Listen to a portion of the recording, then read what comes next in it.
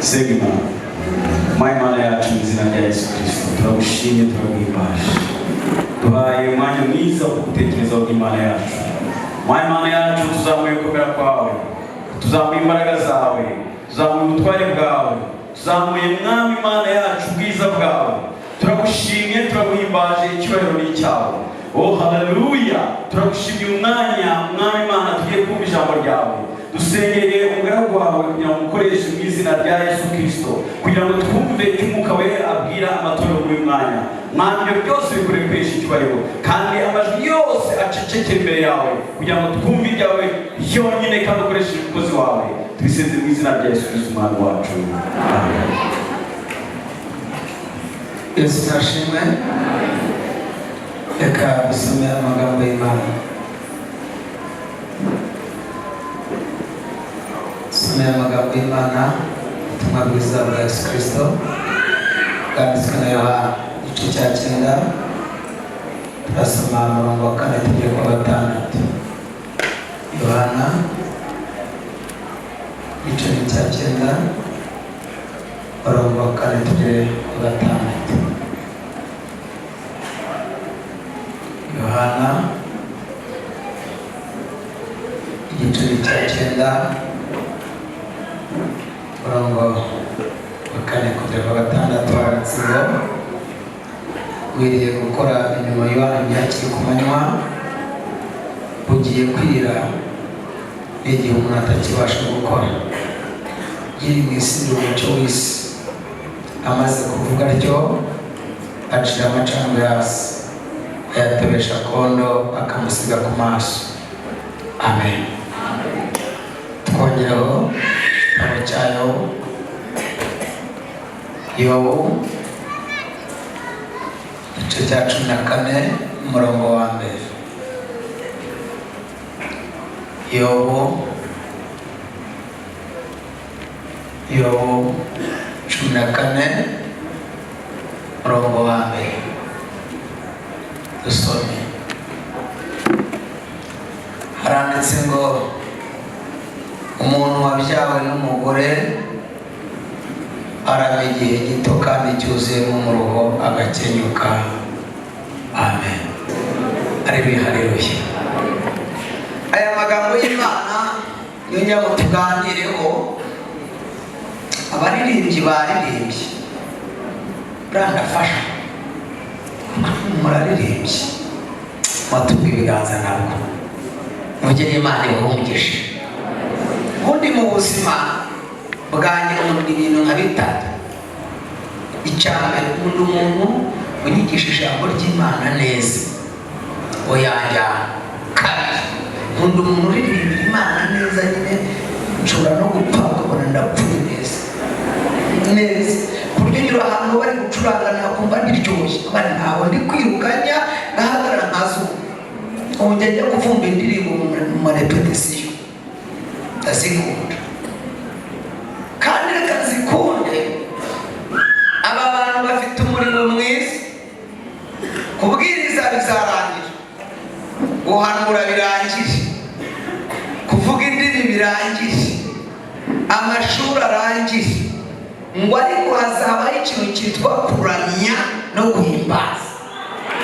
Kubikorera muri mwisi ubu uri murepeta. Ndibwira ko amahirwe dufite nuko nitugereho twese amajwi yacu yose azaba ameze neza. Naho ubundi nukuri ko Imana kuririmba ni byiza. Bararirimba umugabo witwa Yesu, ndamukunda. Tujye tuvuga ukuri, Yesu ni umwami mwiza.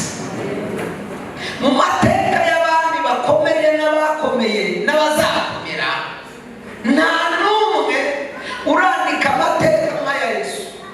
Oya, Yesu afite ibintu byihariye bigera muri 32 biranga abasitari birangira.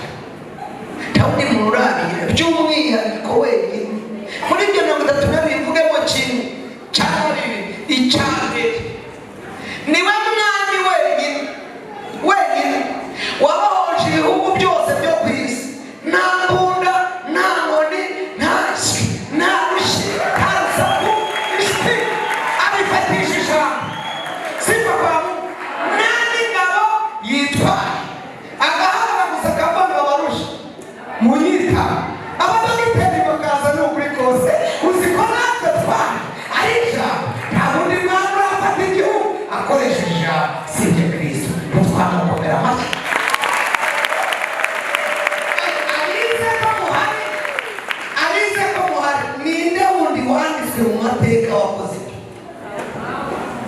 arihari. Kabiri, niwe mwami wenyine wayoboye ariko arapfa apfa saa cyenda z'amanywa. Barabimenya ko umwami yagize ute yapfuye, baramuhamba barabimenya. Ni ukuri kose amara iminsi itatu nta muntu uridekara abayazi n'icyuho ku ngoma ye. Ntawigeze yidekara, nawe ni wowe wenyine wayoboye ingoma dawe.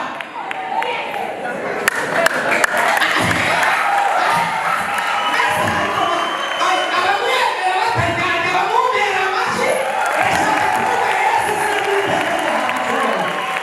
abatarwanya Imana batere haleluya. Ni wowe. Hari undi nawe iminsi itatu yose bazi ko yapfuye uzi n'icyuho, kandi ingoma ye n'ukuri kose igenda neza, n'ubundi arakomeza yobora dawe.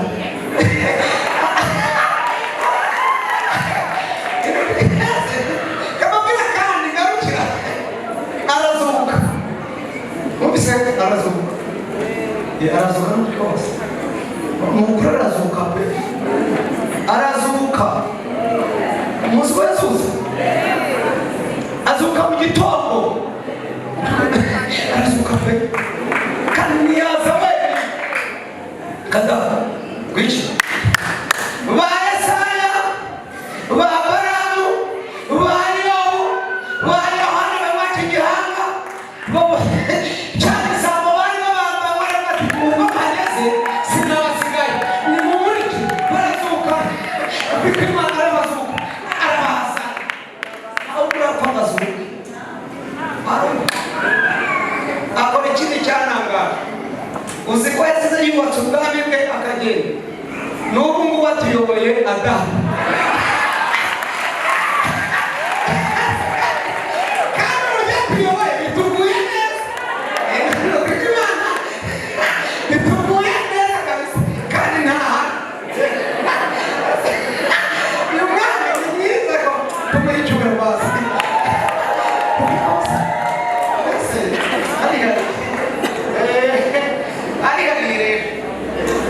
Uyu mwami rero aratabara.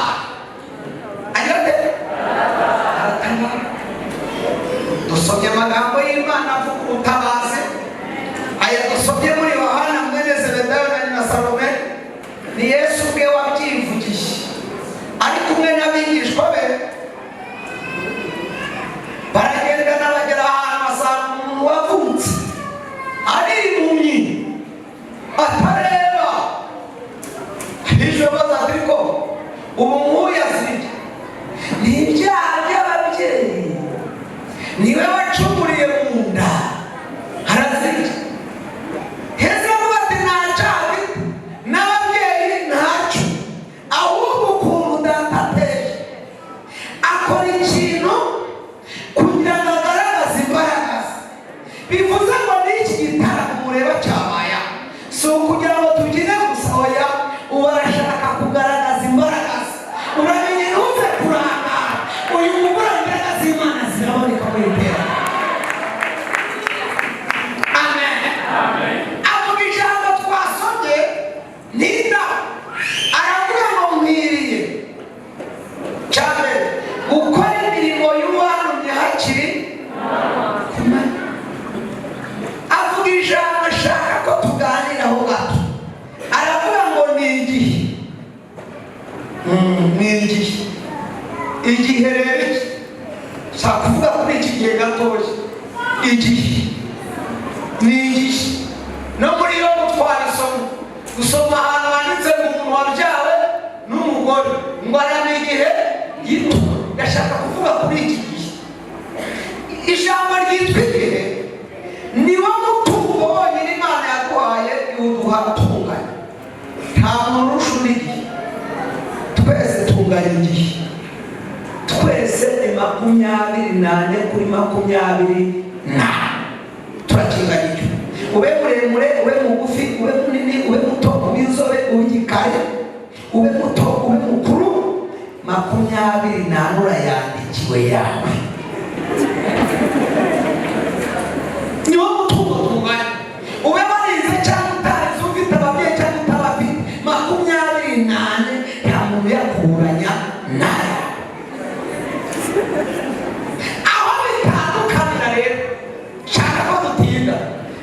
icyitwa uburyo cyo gukoresha iki gihe. Kumenya gukoresha iki gihe.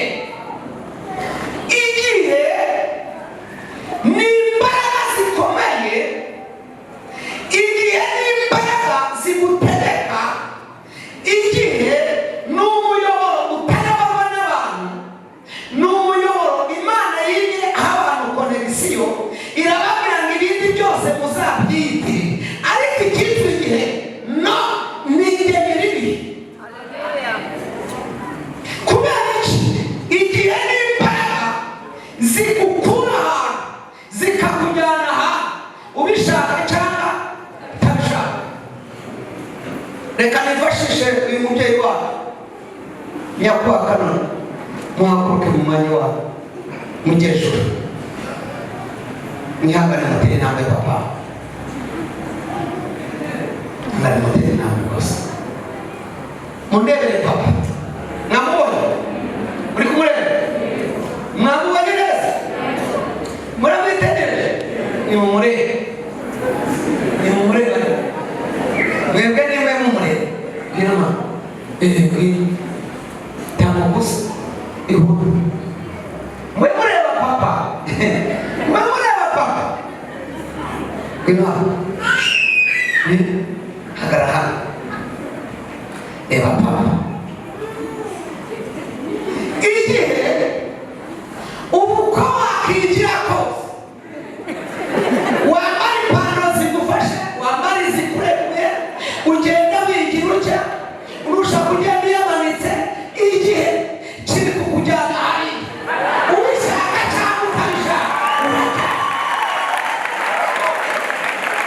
Ugende cyangwa byinshi, ubisengere cyangwa ntubisengere, mu masengesho Imana itazasubiza ni amasengesho avuga ngo uzajya hariya, nugira amahirwe ukahagera, ariko igihe kiri kukujyanayo. Usibuke ugifite iki gihe rero, wubahe Imana ugifite iki gihe, usirimbe ugifite iki gihe. Mwabonye ko twasirimbye papa yigumira hariya, igihe kiramubwira ngo igihe wabyiniye nubyina uragwa hasi, mu mahanga imbaraga zigutegeka. Ibyo yakoze yabikoze agifite iki igihe.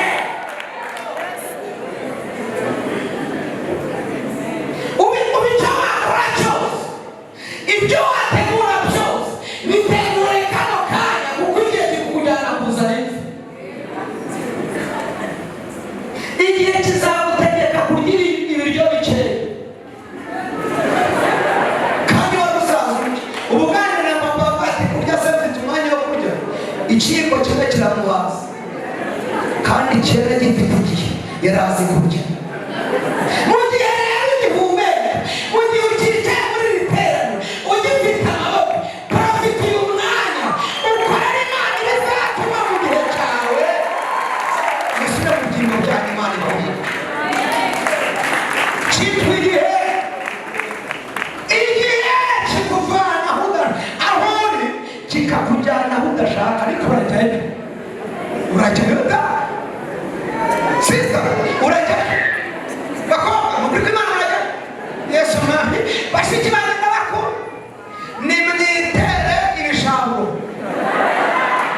mwikubite fondate, mushyira no kuri Imana, musinge iminwa n'ingohe n'inzara, mugende uko mushaka, ariko igihe kiri kugutegeka kuzajya uzajya ikanzu bituma ugenda vuba vuba nta buryo bwo kureba.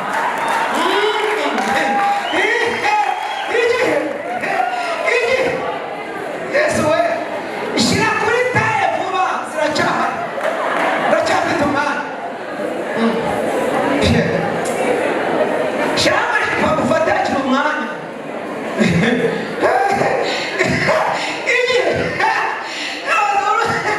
Igihe kizagutegeka kuzajya ku mutayiro rero undodeshe ibintu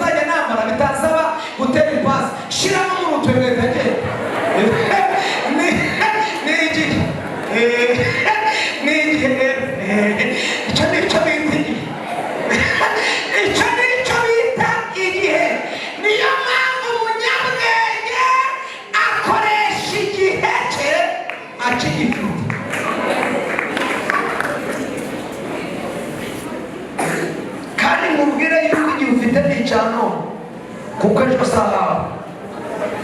Niba ugishimaka wemera Bibiliya usome muri Yohana 14 Yesu ari kujya mu ijuru. Irabwiye ngo mbaye ngiye kubategurira nzagaruka cyangwa nzagumana. Yavuze uwe mwaka, yavuze uwe kwezi, yavuze iyo tariki. Bivuze ngo n'ubu yaza nyiri kuvuga. None ubu yaza narasoza yazata va mu mitati wanacyari mukanga ngo ntabwo narongo nigabikubwira. Yesu azaza, mariage zihari, ntibigutangaze ko azaza uhagaze ahangaha. Pastor atangiye gusezeranya aguhaye impeta wimwambike, imana ikavuga, umugabo akazamuka ugasira mu gatimba uyateretse uci.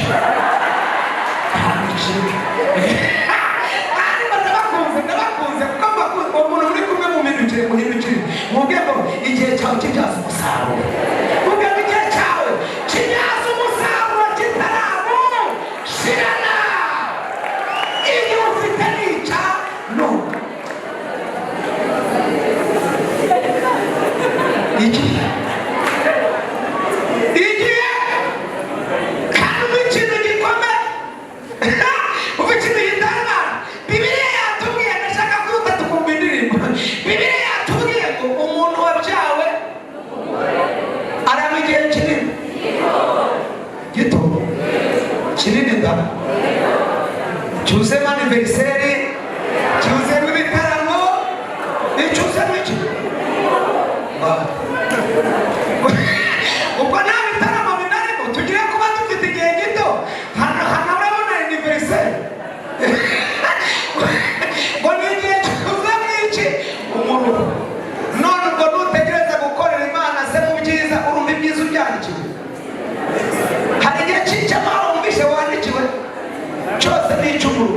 Biravuze mugomba gukora Imana utitaye ku bibazo ufite, ahubwo ukayikora kuko ugihumeka.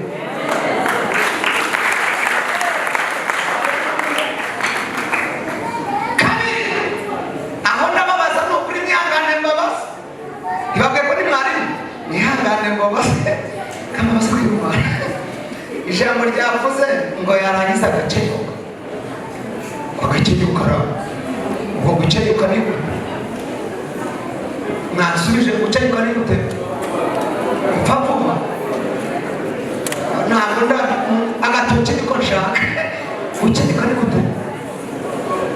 Wenda urugero nka gutya ubu mvuye n'abagenzi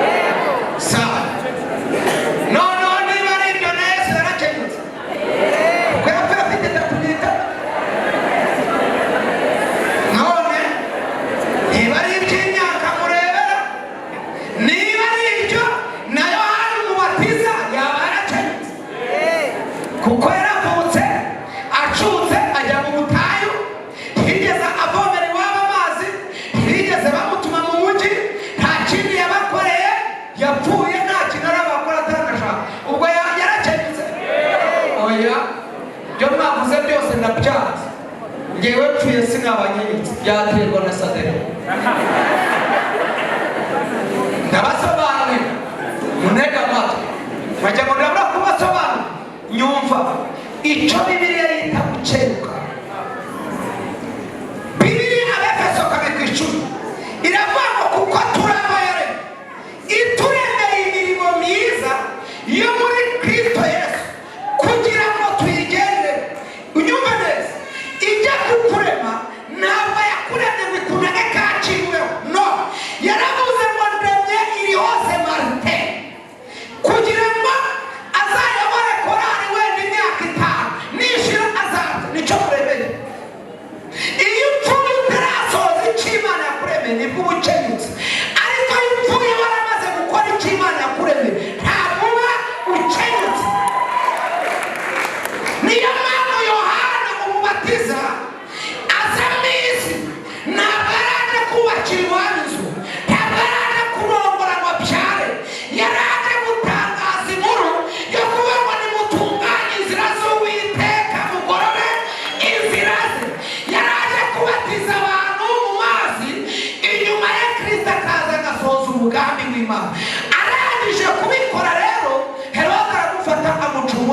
mu byibuke ko batumye kuri Yesu tugenda umwumvire ngo mu mwanya wawe bamufasha si uko ni wowe cyangwa se wowe.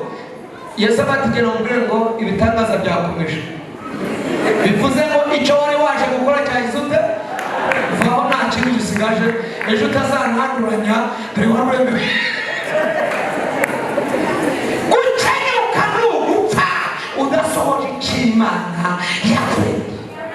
Niba Imana yarakuremeye kujya muri korali ukaba wicaye utari muri korali, nupfa nawe ufite imyaka 100 uzaba ukenyutse. Niba Imana yarakuremeye ngo uzajya wubaka insengero ukaba utaragura n'ibatiri, nawe waba ufite imyaka 300 uzaba ukenyutse, kuko icyo yakuremeye si cyo gukora.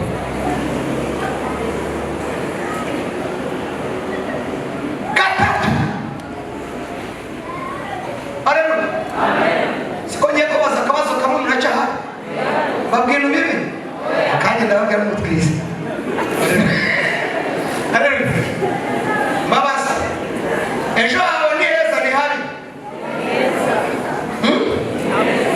Abemera ko ari habi mugire gutya, abemera ko ejo hawe ari habi bagire gutya, abemera se ko ari heza bagire gutya. Sawa, manura ibiganza. Ejo hawe harahari cyangwa niho hari? Icyo wita ejo hawe ku Mana n'ejo hashize, ejo hawe ntawe.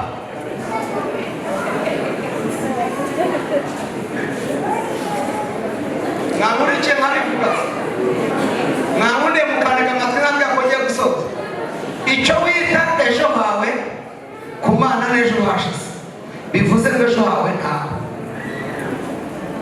Aho ukwiye kunezererwa n'ahantu ejo ntihari. Uravuga ati gute rero? Wagiye kumbaza ngo ibyo bintu ni gute? Bibiliya Yeremiya 1:5 haravuga ngo yewe Yeremiya nakumenye ntarakurema. Yeremiya niwe cyangwa ntariho? Wa muhungu wanjye ngwino sho twakundanye tebukusa, ngwino duhanurisha, ngwino duhanura tebuka. Uyu ni Yeremiya, kurikirana hari igikunde ejo abadahari. Uyu ni Yeremiya, se na nyina ntibarahura, se na nyina ntibaramenya, ariko Imana mu ijuru iravuze ngo yewe Yeremiya nakumenye ntarakurema. Kabiri, ngushyiriraho kuba umuhanuzi uzahanurira amahanga, ngushyiriraho na gereza bazagufungira mu mbago. Ukeka ko byatunguye Imana? Byariho, byariho. Ngushyiriraho n'icyumba cy'amazi bazagufungiramo, ngushyiriraho n'abatambyi 2 bazoherezamo imigozi bakagukuramo. Imana ishyizeho Yeremiya kandi se na nyina ntibaramenya. Yeremiya ubwo ariho cyangwa ntariho? Oya, mu maso y'Imana ariho cyangwa ntawe? Mu busaza bwa Yeremiya Imana ntafite cyangwa ntayifite? Kandi se na nyina ntibaragira ute? Ntibarabona. Ngaho reba Yeremiya rero yaje, yavutse Yeremiya. Mama rwatiyo cyane tama pepe igihugu cyiza Mana. Yesu we Mana we, ushima Mana we, cyane tama we, beko Mana we, Imana uzaba meya, azaba dogiteri, uzaba ministre, uzaba beko Mana azabishyura amashuri ahantu heza. Panga bice yamupanze kera sonye ko batarama.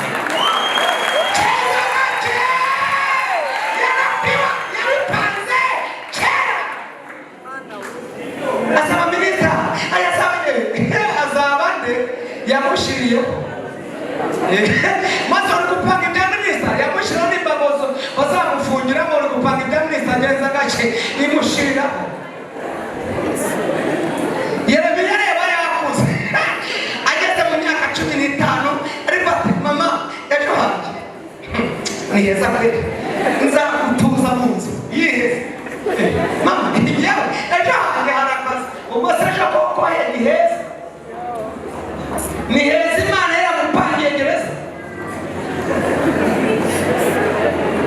Ku Imana yamupangiye gereza bazamufungiramo kandi bakamufungira muri gereza y'imbago, ko yamupangiye icyobo cy'amazi bazamutamo akamara n'iminsi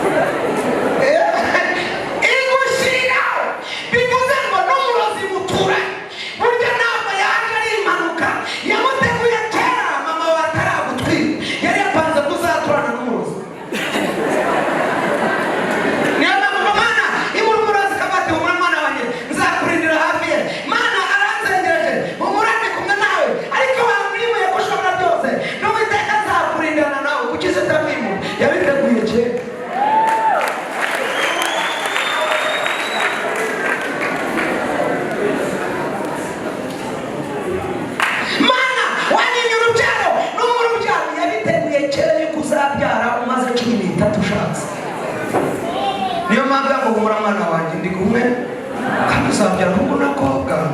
Ukibaza se Mana wafumbiye abana ntabwo bari bamera mu mabandi no kuri Uwiteka nzaka ahubwo n'akobwa. Ukibaza igihe bazazira kandi umugabo nawe uri umugore ntawe uzaza bagutera inda ikadani waho ni mu bantu ariko igihe cyashyizweho ntikiragera. Ukirwa mu mujyi ukataka dushaka inote abandi bagahura nazo Kacyiru ukaca Kacyiru gatandatu ku munsi ntuzibone kandi ndi ku munsi ariko Mana izi note zagiye ko zindiye zibahe wenda ziri hafi yawe ahubwo ni igihe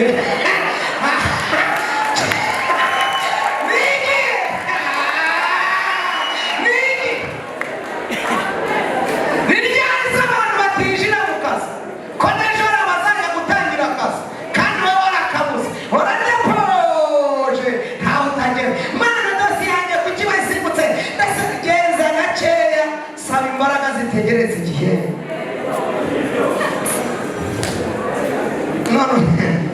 none ejo hawe harahandi cyangwa heza ni ahantu ugize amahirwe uri kurya umuceri ukamanuka inyama iri kumanuka muganga ntabwo ngo uve ku munyu n'isukari ntuzi bizaza ryari washima Imana none urateganya ibyo byose ejo haza. Ubwiwe n'igize ko mu kwa mbere batazaba bagushyizemo bomboro.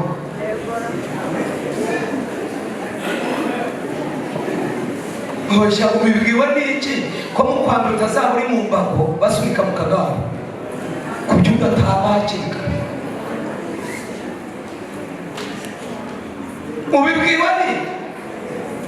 Ubibwiwe n'iki ko mama waguha keya muzasoza nyuma ku gihe cye cyaba gishize. Ubibwiwe n'iki kuko bameze ngo papa wanjye ngo ni umutaji papa wanjye se si pasiteri Imana izamugisha ni pasiteri umuntu azabazwa ibye.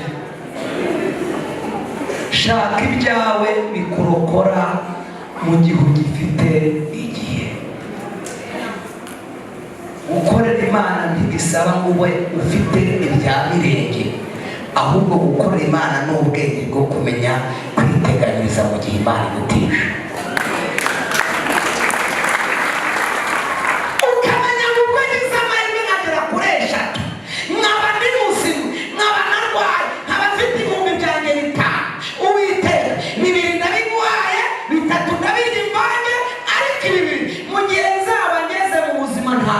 Uzibuke ko harayo naguha uzabeho ukabibitsayo kandi ukamenya ko uhaye Imana ntiyambura ibikaha usoza babwira icyitwa kwiteganyiriza mu gihe usoza icyitwa kwiteganyiriza mu gihe ukiteganyiriza mu gihe ntabwo bigusaba byinshi ni ukugira ishingiro ryo kureba kure ukareba ukorera ninde ese ninde nkorera. Bibiliya ivuga amateka y'umugabo witwa Yosefu w'Umunyarimatayo. Uyu yari umutambyi ukomeye ngo akajya atinya kugaragaza yuko akunda Yesu ngo ariko amukunda mu mutima ngo amenye ko Yesu yapfuye yibuka ko mu mategeko yabo umuntu ukomeye ni Mungu. Iyo upfushe uri umukire cyane bikubura ajya guhambira usoro kandi urahamba mu mva nziza si byose siko bimeze. Muri icyo gihe naho rero uwapfaga akomeye bamuhambaga mu mva ikorogoshoye mu rutaka. Yesu atari umwami atagira nimba y'ubutaka. Yosefu arabimenye W'Umunyarimatayo aravuga ati umugabo nubwo yapfuye mbere y'uko apfa yavuze ko azamara 3 wumva akavamo akazuka